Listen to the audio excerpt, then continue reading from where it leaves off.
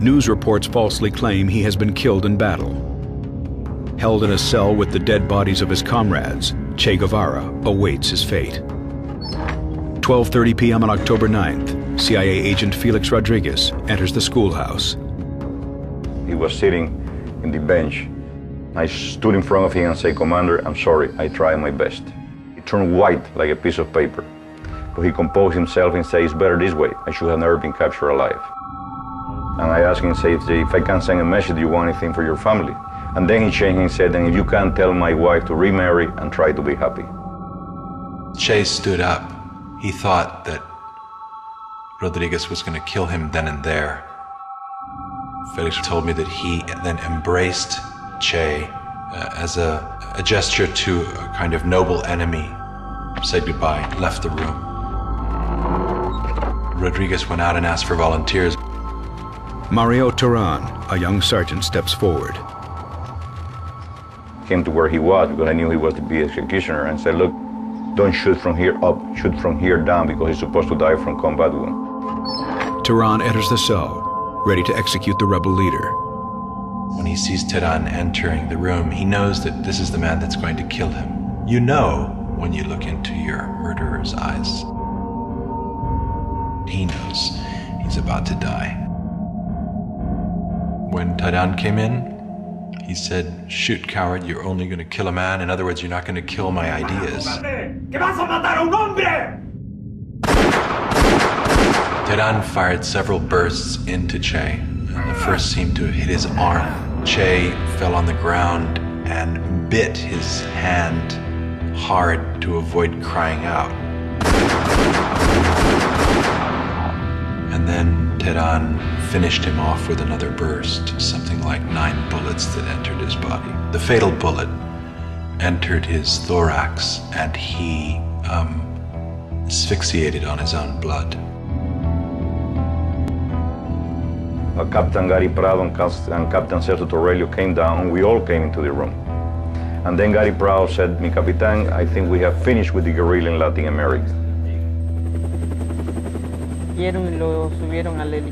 He wasn't even put in the helicopter, he was just tied to it. I saw it with my very own eyes. He was tied on with a rope. Before the helicopter leaves, a priest steps forward. He gave the last benediction. He's the man who is an atheist, who doesn't believe in God, and he did receive the benediction of the Catholic Church. Che's body is flown to the local hospital in Valle Grande. People from miles around come to view the body. One of them is local portrait photographer Rene Kadima.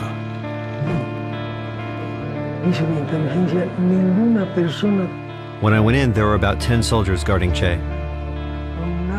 I got on top of the washer to get a good angle, kneeled a bit, and took one of the best pictures circulating the world, I'm told.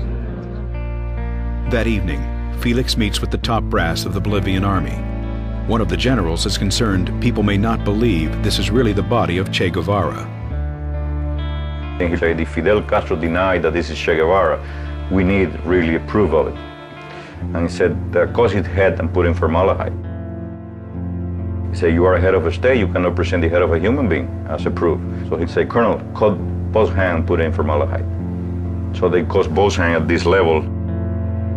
Che's hands are sent to Cuba as proof that he is dead. It was the next day when Che's body disappeared.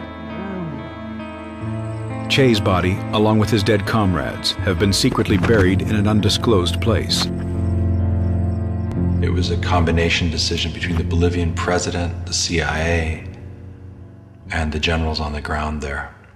The idea was to deny Che a burial place where his followers would find him and be able to render tribute to him. October 18th, Fidel announces Che's death to the people of Cuba. When I heard that Che had died, I didn't believe it. I didn't think it was possible.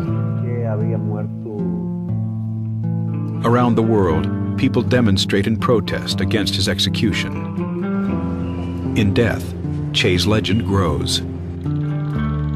His face has come to be the quintessential icon for youthful defiance of the status quo.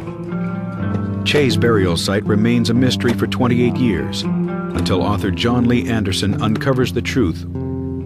I had an interview with the retired general, Mario Vargas Salinas, and it occurred to me, almost in passing, just to ask him, so, where's Che's body? Which I knew to be a military secret. And much to my shock, he sat back down and said, well, look, I've been wanting to tell you about that. And he told me. The remains of 7 bodies are found in Valle Grande. And I'll never forget going to this pit, and they just told me under their breath, they said, John Lee, that's him. You're aware that you're looking at a crime scene that an entire state had tried to cover up. And so you feel history just wash over you, and I felt great about revealing that history. Che and the others are finally laid to rest in a tomb in Santa Clara, Cuba, on the 30th anniversary of his death.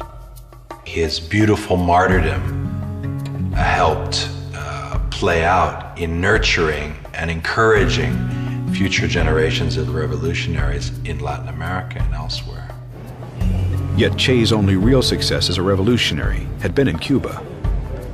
The problem is that he failed, and none of the things that he wanted to change have been changed yet. Most of the people that had contact with Che Guevara and helped him in any sort of a way really pay the consequences. From the whole group in Bolivia, only 3 of us survived. 3 of us Cubans. I am in part glad that Che did not live to see all the things that are now going on in Cuba. Because he would die of a heart attack, rage and disgust. Benigno now lives in exile in Paris and is considered a traitor in Cuba. Che is still remembered in Bolivia. Its socialist president, Evo Morales, is a critic of the United States. If we had a Che Guevara